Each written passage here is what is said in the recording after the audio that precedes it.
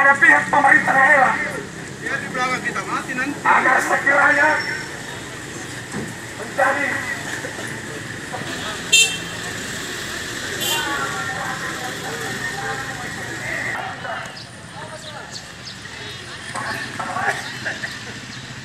dan kemudian menjadi korban dari demokrasi yang tidak adil, perilaku jahat dari beberapa panitia pemilihan kepala desa yang baik.